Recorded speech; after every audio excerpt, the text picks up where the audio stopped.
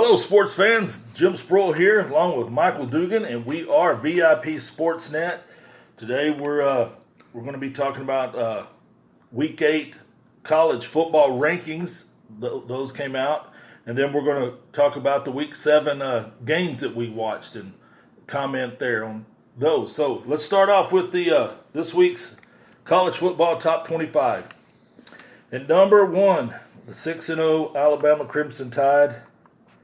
Number 2, wow, another SEC team. Imagine that. LSU, 6-0. Number 3, Clemson, 6-0.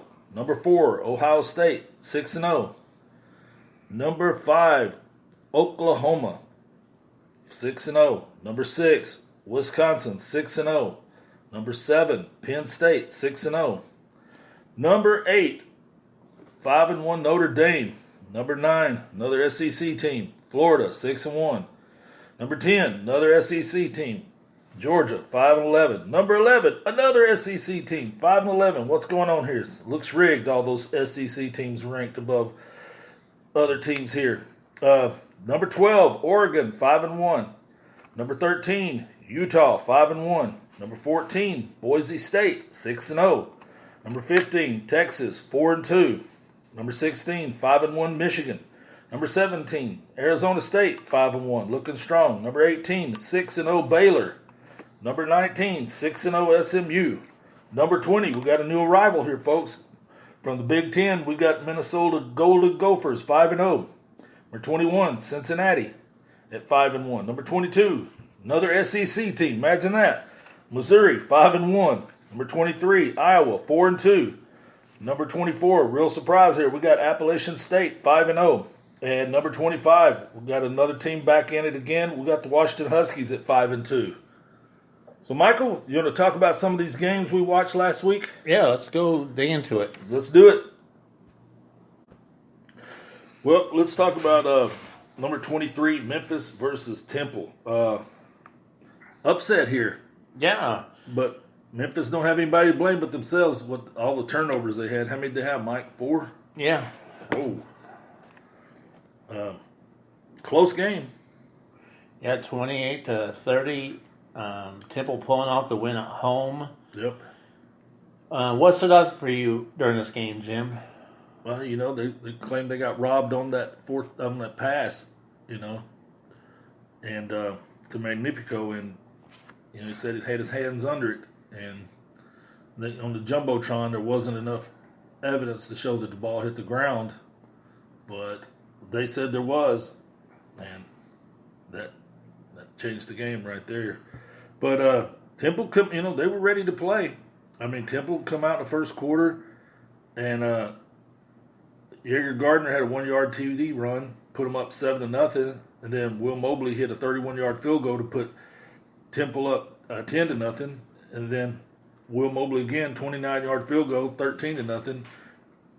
And then second quarter, Will Mobley, 44-yard field goal. So kicking a lot of field goals and got up on them 16-0 before Memphis come back. Then DeMonte Coxey had a 14-yard pass from Brady White, pull them within 7-16. And then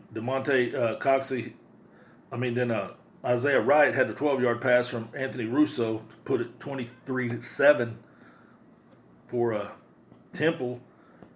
And then right before the half, Kenneth Gainwell had a 25-yard run for Memphis to make the score 23-14 going at half. Third quarter, Memphis comes out, and Kylan Watkins had a 23-yard run to bring them within 21-23. Then the fourth quarter, Braden Mack had a 12-yard pass from Anthony Russo to put Temple up 30-21.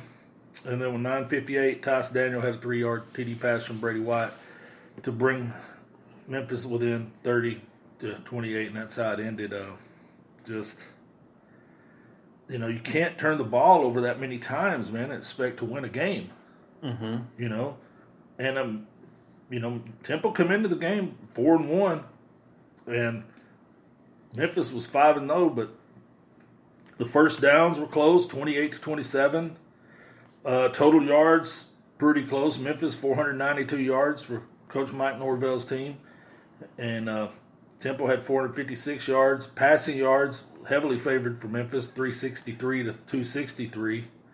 Yards rushing, Memphis 129 yards rushing, Temple 193 yards. Neither team were effective, per rush because Memphis averaged 3.9 yards a carry and Temple was only 4.0. Penalties, Temple had more penalties, 6 for 70, and Memphis 4 for 44. But those turnovers, 4 turnovers to 2. That's just what sticks out, and I'm sure that's what you'll see too. When you watched it, you're sitting there watching the game ebb and flow. I'm looking at where they're ranking now. Temple is actually overall 5-1. Yeah, both of them are in the division. And then you got, granted, you have SMU still undefeated, but and they got to play. They got to play Memphis. Yeah. So they could get one of those New Year's Day 6 bowl games. Mm-hmm. They could still be in it. So we'll see. But next game, let's talk about, Michael. Let's talk about the Baylor and Texas Tech matchup. That was a good one. Yep, double overtime.